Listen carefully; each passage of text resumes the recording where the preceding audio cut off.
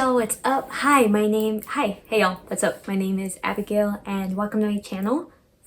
Welcome to my channel, Sunshine and Chaos. I run it with my 1-year-old German Shepherd Black Lab Bagheera. So here's the tea, or whatever young people say. There was a video circulating on Twitter of a family whose dog mauled their toddler. I watched this video not only on Twitter, but also from a content creator here on YouTube that I really like, Ready to Glare. And the whole video itself really unsettled me. This young girl, I don't know how old she is, I'm not very good at telling the ages of small children, was mauled by her family dog. And you can clearly see in the video her face was bitten into. There are bruises, there are stitchings on her face, and she looks quite upset. And I'm guessing after a lot of counseling and thought, the parents came to the conclusion that they were going to forgive their dog for this horrible tragedy that happened. Now here's the thing, and I'm going to be talking about some of my personal experiences. When I was 19, I was mauled in the face by my family dog, and it was my fault. I came home, I was having a terrible day. I was listening to Ain't No Sunshine When She's Gone, and my mom was serving brunch to some family friends. She called me upstairs. I didn't really want to go, but I figured since, it was in their house, I kind of had to listen to them. I ran up the stairs where I saw my family dog asleep, resting, and I bent over to kiss him.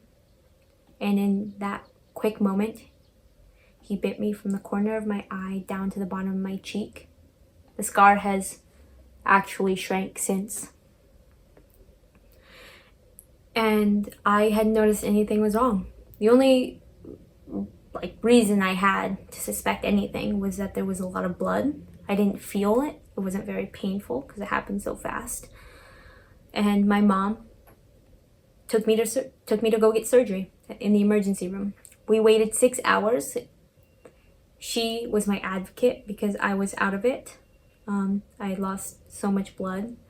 I was on the verge of passing out. And she luckily found a really great plastic reconstructive surgeon from Stanford to come and fix up my face.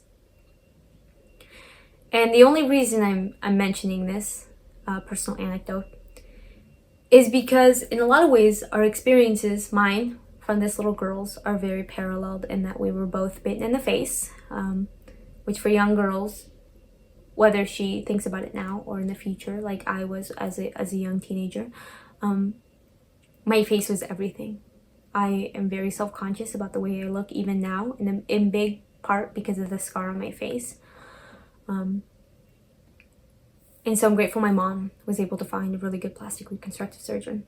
And the other half being that we were both bitten by family dogs. And thirdly, because we both did not respect the boundaries of our dogs.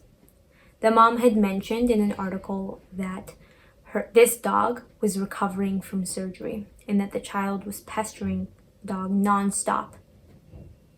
The poor thing was trying to hide and seek refuge because it was recovering. And rather than teach the child boundaries, which obviously didn't happen, it escalated to this horrible situation where this little girl was mauled in the face. Now for me, I had kissed my dog countless times, even while he was sleeping, and this had never happened. But I take responsibility because I invaded his personal space. He was asleep. My dog was 13 going on 14. He was old. He needed help to get up on all 4 paws. We physically had to pick him up so that he could move. He was weak and vulnerable. And I wasn't thinking. I just bent down to kiss him and I paid the price. And when the nurses asked me about what happened, immediately I was thinking about, holy shit, are they going to put my dog down? My first job I ever had was working at an SPCA store up in Capitola. And I started volunteering at the SPCA when I was just a young kid. And even up until I was 17.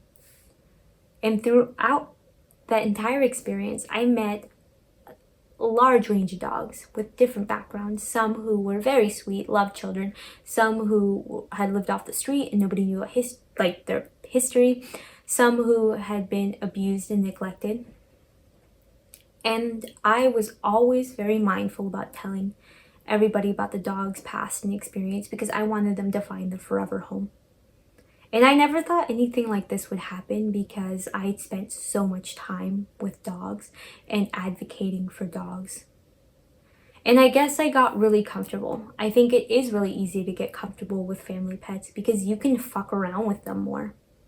You know, they forgive you a lot more. But every creature, dog, horse, cat, has their limits. And nothing ever happens out of the blue. There are always warning signs. There are little growls. The dog gets up and walks away.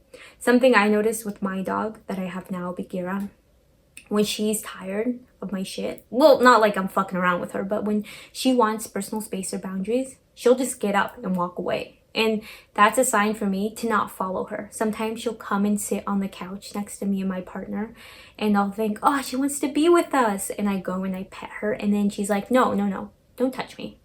She just wants to like lie beside us, but she doesn't want us to intrude on her personal space. That's a big issue I've seen with people. Sometimes, and I have a problem with this sometimes, is people anthropomorphize their animals, projecting human emotion onto them. Like this couple choosing to forgive their dog. Forgiveness of something that the dog won't, for what? For something that it can't understand. For the fact that its personal space and boundaries were not considered, not only from the child, which it really isn't her fault, but from the parents not being able to teach their child properly. That the dog is recovering. That the dog wants space. Forgiveness of what exactly? When my dog bit me in the face, I was not necessarily about like, let me forgive you. I was trying to make up for the fact that I could have killed him. I played with him more.